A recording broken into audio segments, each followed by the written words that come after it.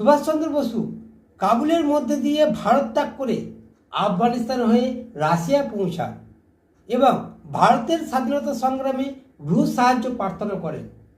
রুশ রাষ্ট্রপ্রধান স্ট্যালিন এই সময় রাশিয়ার উপর আসন্ন জার্মান আক্রমণের বিরুদ্ধে ইংরেজদের মিত্রতা আশা করতেন।